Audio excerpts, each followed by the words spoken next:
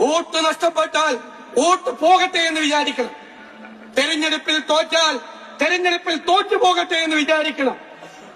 മതേതരത്വത്തിൽ തൊട്ട് കളിച്ചാൽ വിട്ടുവീഴ്ചയില്ലാത്ത നിലപാടെടുത്ത് വാക്കു പറഞ്ഞാൽ വാക്കായി അതിന്റെ കൂടെ നിൽക്കണം. ഇരട്ടത്താപ്പ് പാടില്ല. സഖാവ് പിണറായി വിജയന് വേദിയിലിരുത്തിക്കൊണ്ടാണ് വി.ഡി. സതീശന്റെ ഈ കവലപ്രസംഗം. മതേതരത്വം പിണറായിയാണ് പഠിപ്പിക്കുന്നത്. അതുപോലെ സഖാക്കളെയാണ് മതേതരത്വം പഠിപ്പിച്ചുകൊണ്ട് വി.ഡി. സതീശൻ ഈ കവലപ്രസംഗം നടത്തുന്നത്. ഇപ്പൊ വി.ഡി. സതീശനോട് രണ്ട് മറുപടി പറയാനുണ്ട്.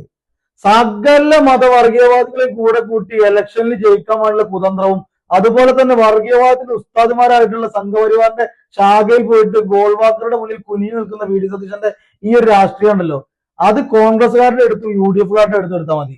എന്താണ് മതേതരത്വം എന്നും മതത്തിന് വേണ്ടി പോരാടുന്നത് എങ്ങനെയെന്നും കറക്റ്റായി പഠിപ്പിക്കുന്ന ഒരു പ്രസ്ഥാനത്തിൽ നിന്നാണ് പിണറായി വിജയൻ ആയിക്കോട്ടെ ഞങ്ങളടക്കം വളർന്നു വന്നിട്ടുള്ളത്. പിന്നെ അത് വി.ഡി. സതീശൻ പറഞ്ഞു തരേണ്ട ആവശ്യമൊന്നുമില്ല.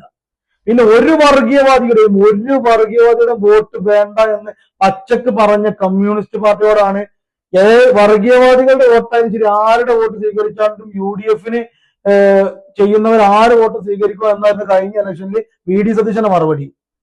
അപ്പൊ ഇതൊക്കെ പറയുമ്പോൾ ഒന്ന് ഓർക്കണം വി.ഡി. സതീശൻ. പിന്നെ വി.ഡി. സതീശൻ എന്ന് പറയുമ്പോൾ കോൺഗ്രസ്സുകാര് കുരുപൊട്ടാൻ നിൽക്കണ്ട.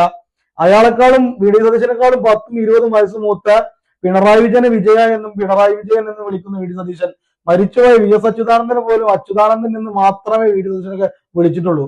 അപ്പൊ എന്നെക്കാൾ ഒരു 30 വയസ്സ് പ്രായം കൂടിയ വി.ഡി. സതീശനെ വി.ഡി. സതീശ എന്ന് വിളിച്ചതിൽ എനിക്കൊരു കുറ്റബോധം തോന്നുന്നില്ല. കാരണം അറിയിക്കുന്നവന് അറിയിക്കപ്പെടുന്ന രീതിയിലെ ഇവിടെ റെസ്പെക്ട് കൊടുക്കുള്ളൂ. അത് കൊടുത്തിട്ടുണ്ട്. അപ്പൊ മതേതരത്വം മതേതര രാഷ്ട്രീയമൊന്നും വി.ഡി. സതീശൻ കമ്മ്യൂണിസ്റ്റുകാർക്ക് പറഞ്ഞു തരണ്ട. അത് വി.ഡി. സതീശന്റെ ജീവിതം കൊണ്ട് കോൺഗ്രസ്സുകാർക്ക് UDF-കാർക്ക് പറഞ്ഞു കൊടുക്കുക.